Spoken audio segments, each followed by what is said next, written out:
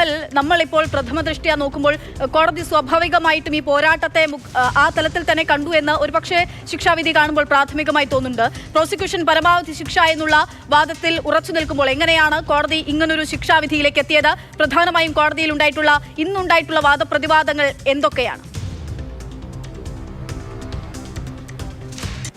പദ്ധതി പ്രകാരം ഇതിന്റെ ഒരു സാമൂഹ്യ പശ്ചാത്തലം കണക്കിലെടുത്തു എന്ന് തന്നെയാണ് നമുക്ക് ഈ ഘട്ടത്തിൽ പറയാനാവുക. അതുകൊണ്ട് തന്നെയാണ് ഈ വധശ്രമം ഉൾപ്പെടെ പരമാവധി ശിക്ഷ ജീവപര്യന്തമാണ് വധശ്രമത്തിന്, അത് നൽകണമെന്ന് പ്രോസിക്യൂഷൻ ആവശ്യപ്പെടുകയും ചെയ്തു. പക്ഷേ കോടതി കണക്കിലെടുത്തത് ഈ സമരത്തിന്റെ കാരണം, അതുപോലെ സമരത്തിൽ പങ്കെടുത്ത ആളുകളുടെ സാമൂഹ്യ പശ്ചാത്തലം, ഈ കേസ് ഇത്രയും നീണ്ടുപോയി, കേസും അന്വേഷണവും വിചാരണയും 23 വർഷത്തെ കാലതാമസം, അതുപോലെ പ്രതികളുടെ ഇപ്പോഴത്തെ സാമൂഹ്യാവസ്ഥ, സാമ്പത്തിക പശ്ചാത്തലം ഒക്കെ കണക്കിലെടുത്താണ് ഈ വധശ്രമത്തിന് 5 വർഷം കഠിന തടവും 10,000 രൂപ മാത്രം പിഴയും വിധിച്ചത്. ഈ 10,000 രൂപ നൽകിയില്ലെങ്കിൽ ചുരുങ്ങിയ തടവ് കൂടി അനുഭവിക്കണം എന്നുള്ളതാണ് ശിക്ഷാവിധി.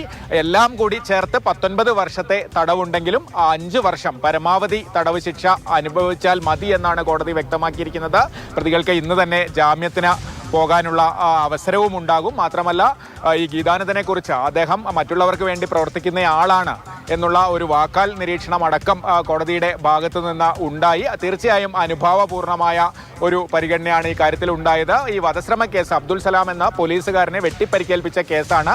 അത് അദ്ദേഹം നേരിട്ട് നൽകിയ മൊഴിയാണ്. ആ കേസാണ് ഇതിൽ തെളിഞ്ഞതായി കോടതി പറഞ്ഞത്. അതുകൊണ്ട് തന്നെ അതിലാണ് ഈ ശിക്ഷ ഉണ്ടായിരിക്കുന്നത്. മറ്റൊന്ന്, ഈ പ്രതികൾക്ക് ഇന്ന് തന്നെ ജാമ്യത്തിന് പോകാം.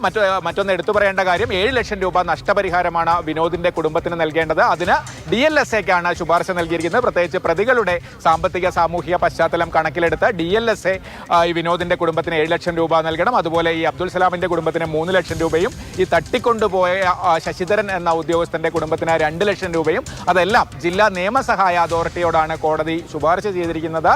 എന്തായാലും ഈ സംഭവത്തിൻ്റെയും ഒരു സാമൂഹ്യ പ്രാധാന്യം, അതുപോലെ പ്രതികളുടെ സാമൂഹ്യ പശ്ചാത്തലം ഒക്കെ ഈ കോടതി, ജില്ലാ സെഷൻസ് കോടതി കണക്കിലെടുത്തു എന്ന് തന്നെ ഈ ഘട്ടത്തിൽ പറയാം.